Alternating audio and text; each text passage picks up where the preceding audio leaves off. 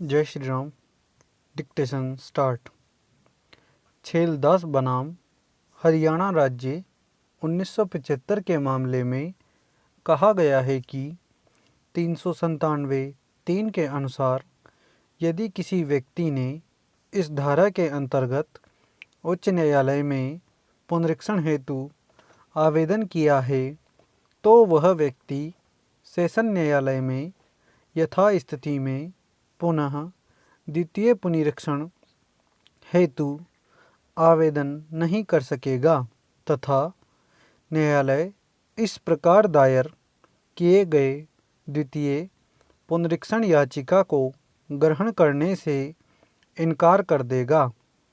प्रीतपाल सिंह बनाम ईश्वरी देवी के बाद में पति ने पत्नी तथा आवश्यक पुत्र को भरण पोषण दिए जाने संबंधी आदेश के विरुद्ध पुनरीक्षण आवेदन किया जो खारिज कर दिया गया। तत्पश्चात उसने अपने अवयस्क पुत्र के माध्यम से दूसरा पुनरीक्षण आवेदन दाखिल किया। उक्त आवेदन को इस आधार पर खारिज कर दिया गया कि मजिस्ट्रेट तथा पुनरीक्षण न्यायालय दोनों ने अवयस्क बच्चे के विरुद्ध कोई आदेश पारित नहीं किया, इसलिए बच्चे के व्यथित होने का प्रश्न ही नहीं उठता है। दंड प्रक्रिया संहिता की धारा 401 के अंतर्गत उच्च न्यायालय की पुनरीक्षण की शक्तियों का उल्लेख किया गया है। यह धारा पुनरीक्षण हेतु हाई कोर्ट को सशक्त करती है। ज्ञातव्य है कि पुनरीक्षण संबंधी अधिकार का प्रयोग सदैव अपवादात्मक परिस्थिति में ही किया जाना चाहिए, जिस परिस्थिति में यह प्रतीत हो कि अधीनस्थ न्यायालय ने मामले में घोर अन्याय किया है। मोतीलाल नेहरू बनाम सम्राट 1931 एक पुराने प्रकरण में कहा गया है कि अधीनस्थ न्यायालय के समक्ष साक्ष्य देते हुए किसी भी प्रकार की चुनौती नहीं दी गई हो तथा इस तरह का साक्ष्य अधीनस्थ न्यायालय ने विधि के समस्त उपबंध की पूर्ति करते हुए लिया हो तो उस दशा में पुनरीक्षण द्वारा चुनौती नहीं दी जा सकती है। धारा 401 के अनुसार उच्च न्यायालय किसी भी ऐसी कार्यवाही में जिसमें उसने मामले से संबंधित अभिलेख मंगाया हो, पुनरीक्षण के लिए उन सभी शक्तियों का प्रयोग कर सकता है जो शक्तियाँ उसे दंड प्रक्रिया संहिता 1973 की धारा 386, 389, 390 तथा 391 द्वारा अपील न्यायालय को एवं धारा 307 के अधीन सेशन न्यायालय को प्रदान की गई हैं।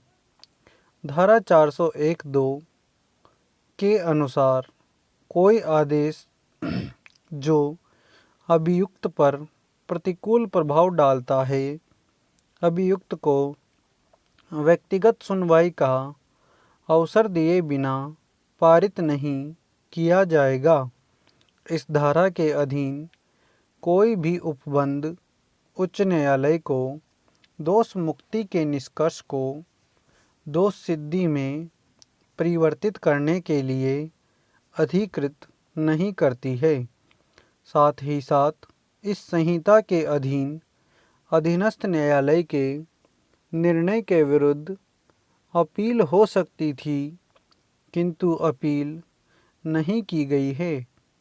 तो उक्त दशा में पुनरीक्षण का आवेदन नहीं किया जा सकता, किंतु धारा 401(5) के अनुसार अपील हो सकती थी, किंतु व्यक्ति द्वारा पुनरीक्षण के लिए आवेदन किया गया है तो उच्च न्यायालय इस बात का समाधान हो जाने पर कि उसने गलत विश्वास में ऐसा आवेदन किया है, ऐसे आवेदन को अपील में परिवर्तित करके एतद द्वारा कार्यवाही कर सकेगा। सेशन न्यायालय ने अभियुक्तों को अवैध जमाव तथा हमले के आरोप में धारा 148, 342, 300, 427 भारतीय दंड संहिता 1860 के अधीन दंडित करके धारा 308 भारतीय दंड संहिता के आरोप से दोष मुक्त कर दिया गया था और उन्हें परिवीक्षा का लाभ देकर छोड़े जाने का आदेश पारित किया था। एक प्राइवेट परिवादी द्वारा फाइल किए गए पुनरीक्षण में उच्च न्यायालय ने अभियुक्तों को आईपीसी की धारा 308 तथा धारा 324, 149 का दोषी पाया और प्रकरण सेशन को प्रति प्रेषित कर दिया। सुप्रीम कोर्ट ने हाई कोर्ट के निर्णय को पलटते हुए अभिकथन किया कि इस प्रकार का निर्णय केवल राज्य सरकार द्वारा फाइल की गई अपील में ही अधिकृत किया जा सकता था।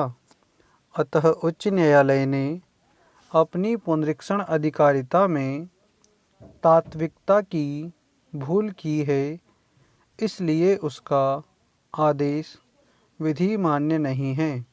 स्टॉप। धन्यवाद।